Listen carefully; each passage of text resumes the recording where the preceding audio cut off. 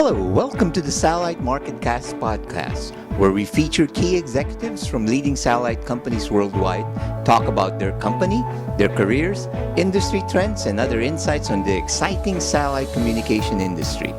I'm your host, Virgil Labrador, Editor-in-Chief of Satellite Markets and Research, inviting you to another informative podcast with our featured guest today. Well, welcome everybody to this edition of the Satellite Marketcast podcast. And our guest today is Dan Zajicek. He's the new CEO, relatively new, of Spacecom, which is the operator of the Amos fleet of satellites that cover the world, based in Israel. So, Dan, welcome to this podcast. Hi, thank you very much. Hi, everyone. I'm really thrilled to be in this podcast. Yes, Dan just assumed this position April 1st this year. So about more or less six months, right at the height of the pandemic. He came from Spacecom, from Satcom Systems, which is the owner of Gilat Satcom, where he was CEO since 2012. So you were there for about 8 years. And he's served in many senior management positions. He actually is very good background, because he's been a CFO, he's been head of HR, regulatory affairs. So that you're really, in my opinion, just reading your resume, Dan, that you seem very well prepared for this position. Yes, I did took a few positions, and I have a multidisciplinary experience.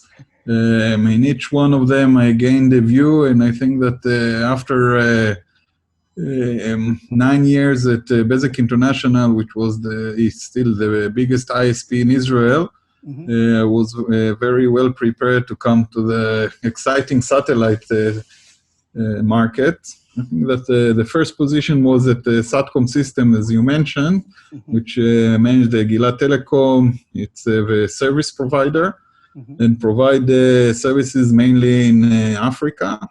And after this, I did my leap to the Spacecom, the satellite operator, and it was really exciting to come to take this position. I think that after being in a service provider, you come with a very agile view of the market. You see all the challenges in the market, and now moving to the other sides, it gives you a very good perspective of the markets and the client's perspective, and enable me to understand the market and think of the way forward. Right.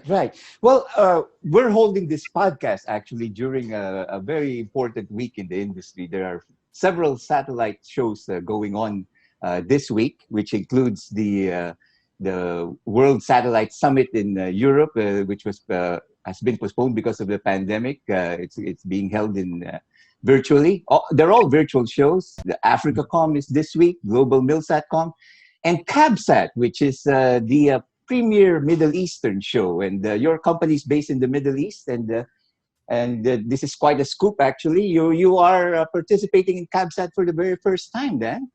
Yes, for me, it's really exciting. I mean, for us, we always saw CABSAT as a very important show that we couldn't attend.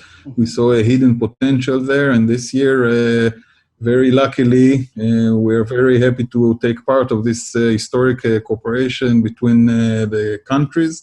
Unfortunately, it's virtual, and I hope that we will have the chance to come visit there physically, because it's really historical and has a lot of meaning for us. Yeah, it's a good start, the virtual show, but they are planning the physical show back, to where it was, hopefully in May next year. So will you be participating in that as well?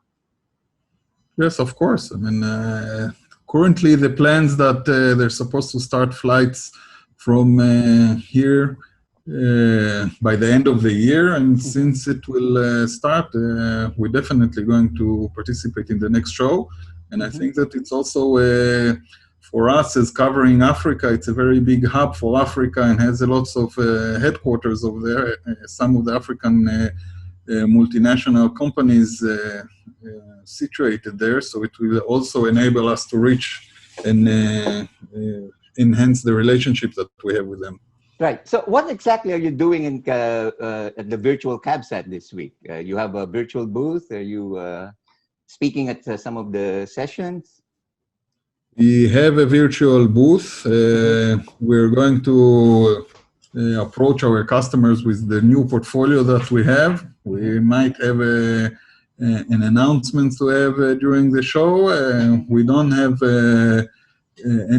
we're not attending any sessions, but we have some publications and some shows. Mm-hmm. And we think, it will be very meaningful for us. Right. Now, Dan, as I said in my preface, you started out in the just when the global pandemic hit. You know, well, it's Spacecom has also had some challenges before as a company. It had a failed launch, and then there were some talks about Spacecom possibly being sold to other companies. How have you coped with the global pandemic, and how do you see your company's position right now in the market?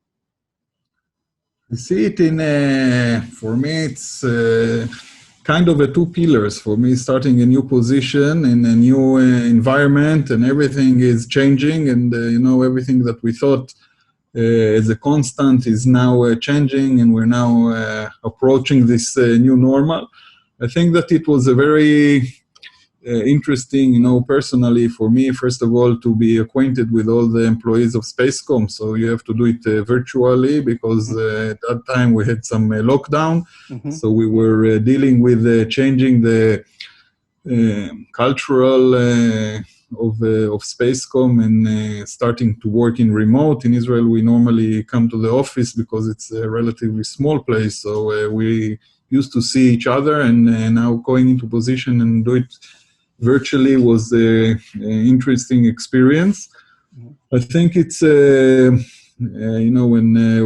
at the time, at April, we didn't know actually what will come up with the pandemic. So first of all, you have to take care of the health of the employees and see that everything is working well and keeping people calm because of the uncertainty of the situation and the outcomes. So there is a lot of investing on efforts inside the company, and in parallel to learn this new company, to understand the challenges that we have and to keep serving our clients, obviously. I mean, at the pandemic, I think that there are you can divide it into two. We have 4 satellites in orbit. 3 of them are fully occupied.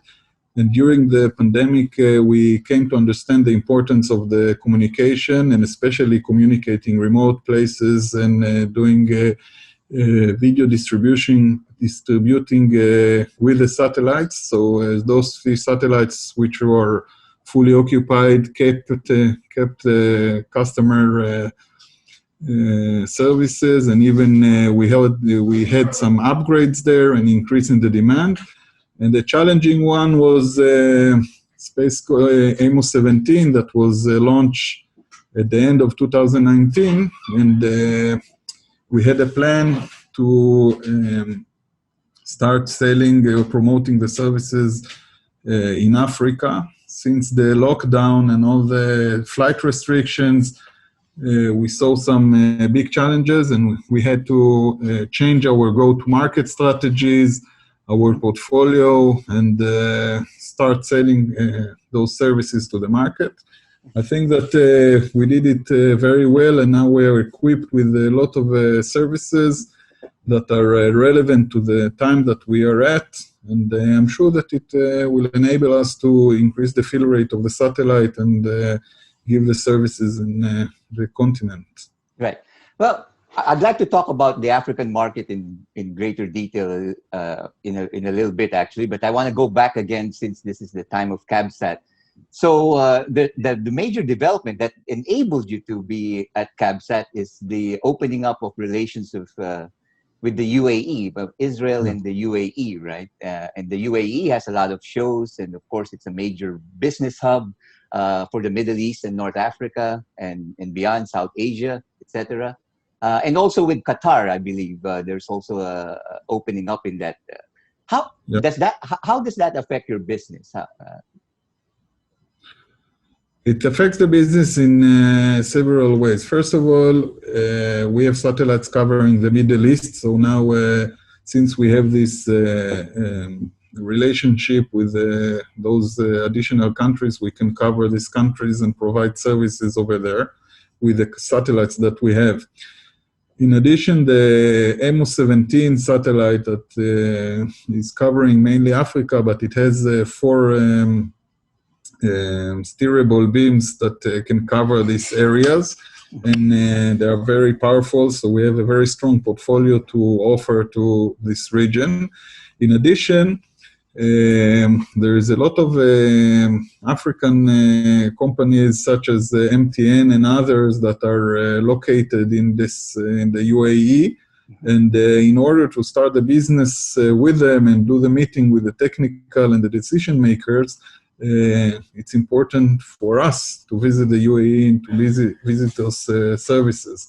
So I think it's open up to customers that can enjoy our services and satellites. In addition, for us, as you know, we have satellites in 4West, and we're looking for replacing the satellite. It's supposed to be at 2026. The end of life of the Amos 3. And in order to do this, we are looking for cooperations in order to utilize the orbital position that we have with all the rights there. And part of the cooperation that we see that we can cooperate with other countries in the region and maybe invest in more advanced satellite, do a kind of a Condosat or other cooperation with countries in the region. Right. So a lot of possibilities opened up as a result. Yeah. Now talk about the African market. So you just launched Amos 17, right? And that's primarily for Africa. So what are you offering the African, and how do you see that market moving forward? I think that for me, I was handling the African market also at Gilat Telecom for the last 8 years. I think we're talking about African market, but it consists of 53 countries, and each one of them has a different demand and a different culture and a different requirements.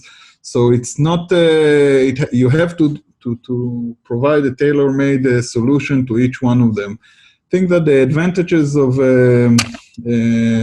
Amos 17 is, first of all, that it's a digital payload and it's very flexible satellite. It has a lot of capacity. I mean, in each one of the beams, we can provide a very high bandwidth. And as we see all over the world and in Africa especially, we see an increase in demand for capacity. So at the end of the day, the customers will look for a higher bandwidth, and in order to provide the higher bandwidth, I mean, we have all the necessary capacity in the satellite.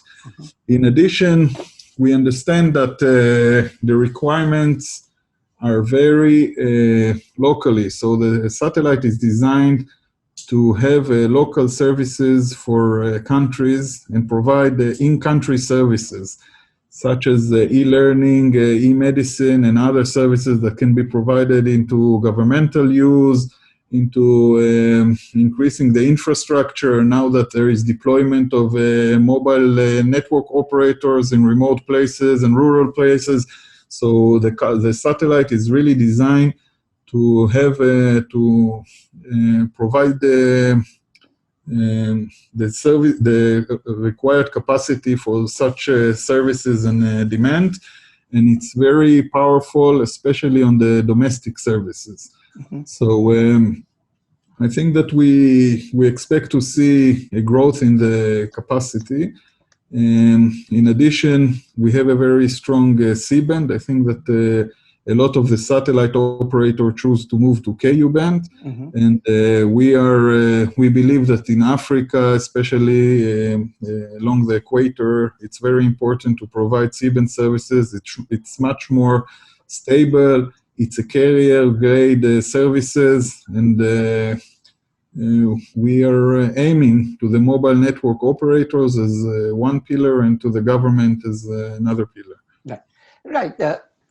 Dan, identify what are the key, you think, applications that will be driving the African market. You've already alluded to some of them, but what moving forward, post-pandemic, Where do you see the greatest demand for your services?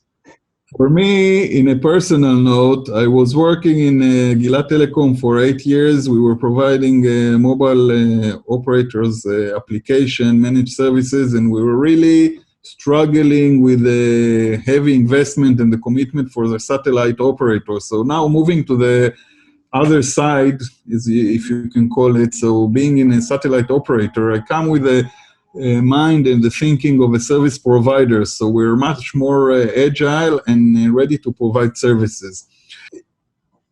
Answering your question, I think that the dominant players are the mobile operators and the governments. I think that the mobile operators are spreading and looking for high quality managed services. In Spacecom, we are enhancing our portfolio to answer to this requirement. We are planning to provide SD-WAN services. I think it's a very important tool to provide, especially if you're providing with many sites, if you have different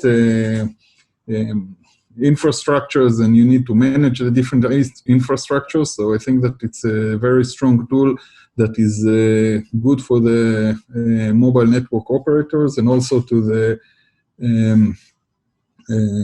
enterprise services.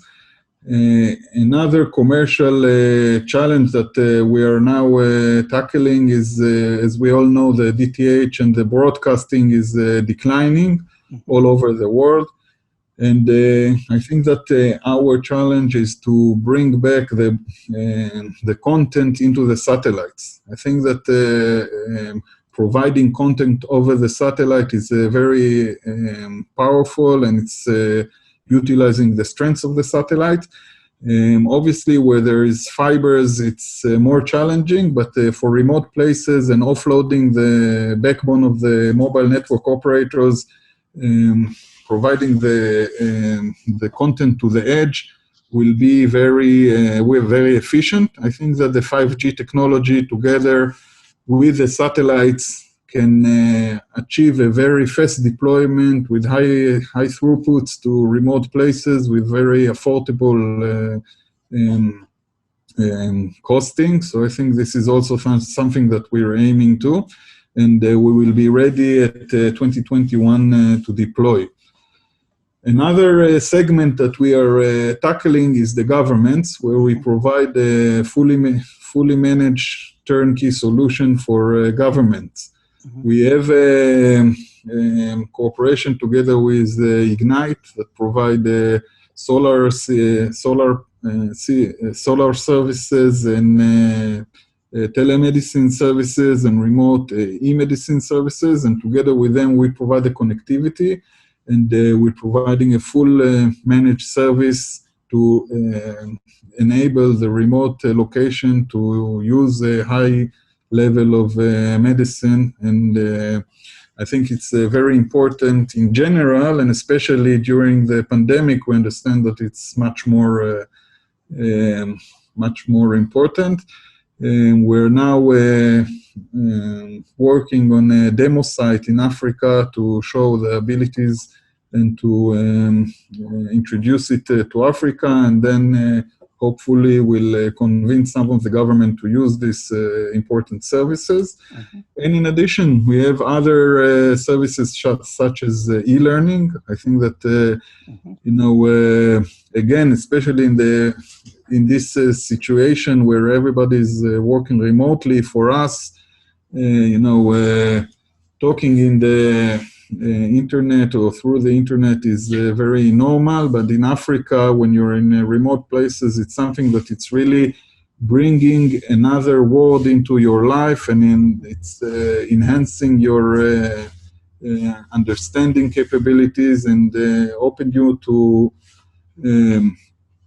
other things that you don't normally experience. I mean, in the Western world, more or less the same, but in Africa like this, I can share that I was, for instance, visiting in one village in in Africa, and I come from Israel, and they're all Christian, and they were under the assumption that Jerusalem, which is the capital also in the Bible, is only a myth, and it's not a real place. And then we showed them that we brought some pictures, and we saw them, and they were really excited to see that it's a real place that exists, and it's not only in the stories of the Bible. So I think that all these kind of gaps are very important, to close. And we are working very closely with the UN, parts of the UN, like UNESCO and others, to do this cooperation and to deploy these important services. Right. So lots of exciting stuff in Africa for Spacecom. Dan, finally, what can we expect from Spacecom in the future? You mentioned earlier that one of your Amos 3 is at the end of life, so you're planning for new satellites, and so give us a glimpse of what can we expect from Spacecom in the coming years.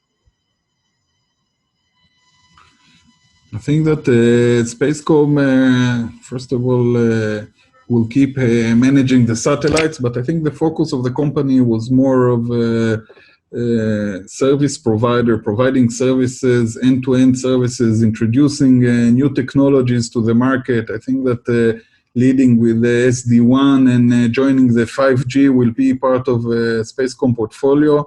I think that, if now we are selling more of a commodity capacity, we're going to be selling solutions. I mean, the infrastructure is less important, but it's more the solutions and the ecosystem and the neighborhood that we're going to make. I think that we're close to announce cooperation with other providers in order to have a very thick portfolio of services. And when we will talk about Spacecom, you will think about cutting-edge technologies, very agile solutions, and having a big impact on the African markets. Right. Well, thank you very much, Dan. That's a pretty good overview of the new focus that you're putting into the company. Dan, you started in the middle of a pandemic. There's always, I think there's always some positive things when you start during a crisis. My company, Satellite Markets and Research, also started in the fall of 2007, just when the global recession hit. And 13 years later, I'm here. And as you know, you've been in the industry a long time. I'm sure this is a very good preparation for years to come. So we will be following your company as always very closely, and wish you all the best in all your endeavors and in Spacecom moving forward. And for all the news and information on the global satellite industry, you always have Satellite Markets and Research at www.satellitemarkets.com.